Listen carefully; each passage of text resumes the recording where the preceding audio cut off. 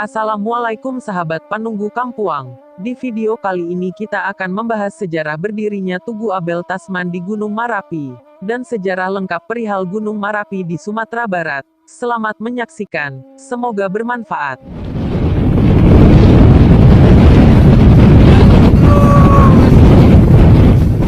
Padang tanggal 3 Desember tahun 2023, pukul 14.54 waktu Indonesia Barat, terjadi sebuah erupsi eksplosif di Gunung Marapi, Sumatera Barat, Sumbar. Gunung yang terletak di Kabupaten Agam dan Kabupaten Tanah Datar terpantau masih tampak menyemburkan api hingga Selasa, tanggal 5 bulan 12 tahun 2023, siang. Di balik erupsinya itu, perhatian orang-orang juga tertuju pada sebuah tugu di Gunung Marapi. Itu adalah Tugu Abel Tasman. Bagi kamu yang pernah mendaki Gunung Marapi, Tugu Abel Tasman tentu bukanlah sesuatu yang asing bagimu. Tugu tersebut kerap dijadikan sebagai penanda jalur menuju puncak Merpati, yakni puncak Gunung Marapi. Mengapa tugu tersebut bisa ada di Marapi? Sebenarnya, ada kisah pilu di baliknya. Jadi, selain menjadi sebuah penanda bagi para pendaki, Tugu Abel Marapi merupakan sebuah ornamen untuk mengenang seorang pendaki bernama Abel Tasman yang kehilangan nyawanya pada tanggal 5 Juli tahun 1992. Kala itu, Abel tidak mendaki sendiri, melainkan dalam sebuah kelompok yang terdiri dari beberapa orang. Di pagi hari, Marapi masih terlihat cerah.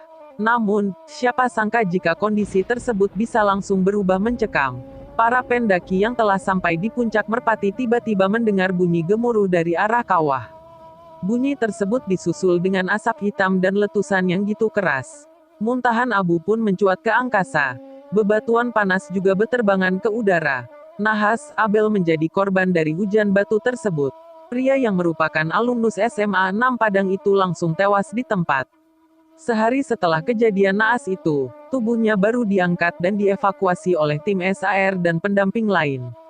Pembangunan Tugu Abel di Gunung Merapi tidak dilakukan pada tahun itu juga, melainkan 2 tahun usai kepergian Abel. Tugu Abel dibangun pada tanggal 5 Juli tahun 1994. Tugu tersebut sengaja dibangun menyerong mengarah ke puncak Merpati. Bukan tanpa sebab ini untuk menunjukkan bahwa Abel kehilangan nyawa ketika berada di kaki puncak Gunung Marapi.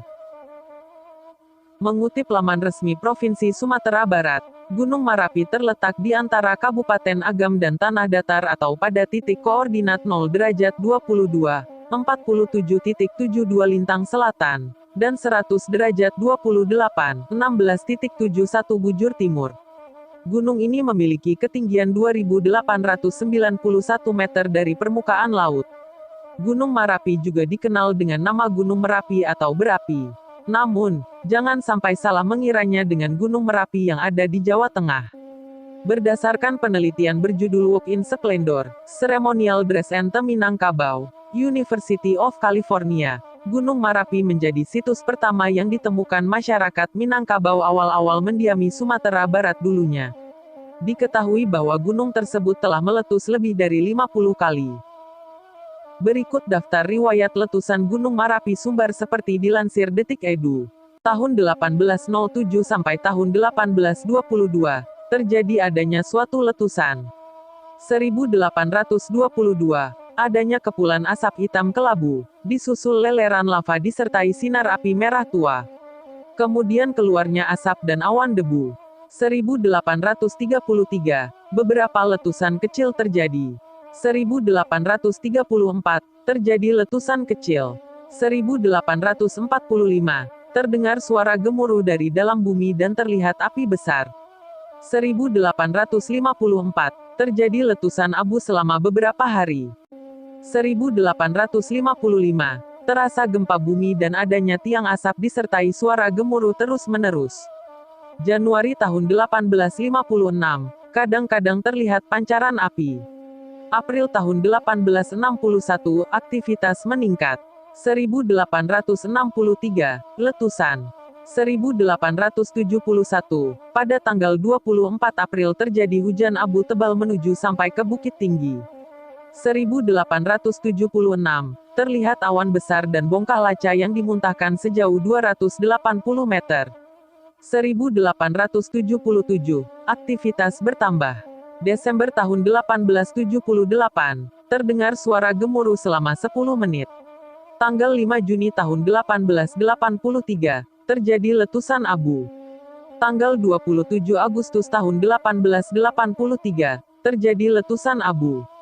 Desember tahun 1883, terjadi erupsi kecil. Tanggal 12 November tahun 1885, terlihat tiang asap. Tanggal 31 Maret tahun 1886, terdengar suara gemuruh sebanyak 5 kali dan berlanjut dengan letusan abu disertai pasir. 1888, terjadi letusan abu dan batu pijar sampai tengah malam. 1889, 1904, 1905, 1908, 1910, 1911, 1913, terjadi aktivitas namun keterangan kurang jelas. 1916, terjadi letusan kecil beserta hujan abu dan suara gemuruh. 1918, dasar kawah merah terlihat.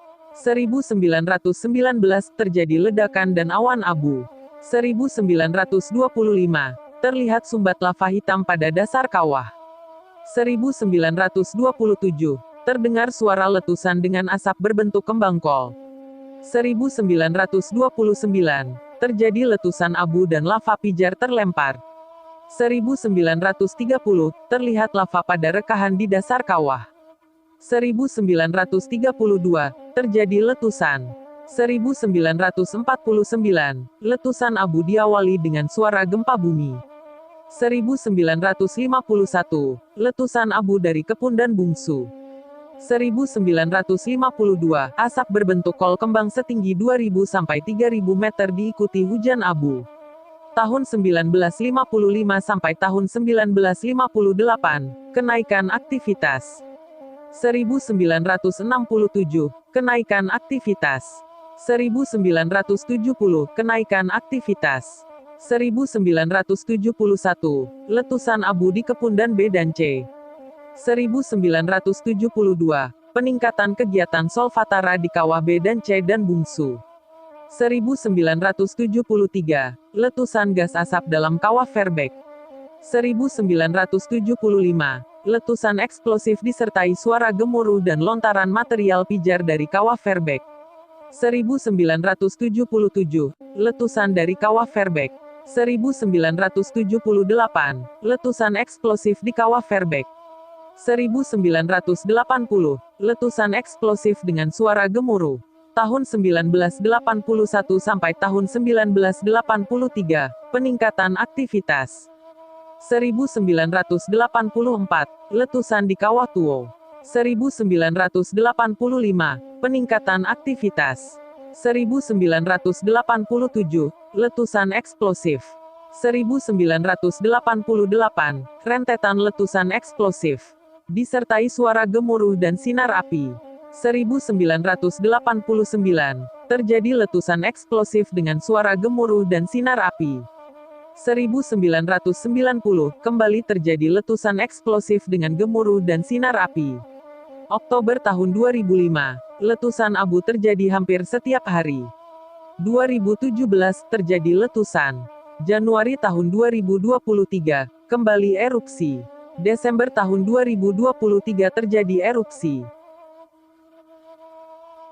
Terima kasih telah menonton. Kalau kamu suka dengan konten ini, silakan klik tombol jempol, subscribe, dan bagikan. Bila kalian ada kritik dan saran, silakan tulis di kolom komentar.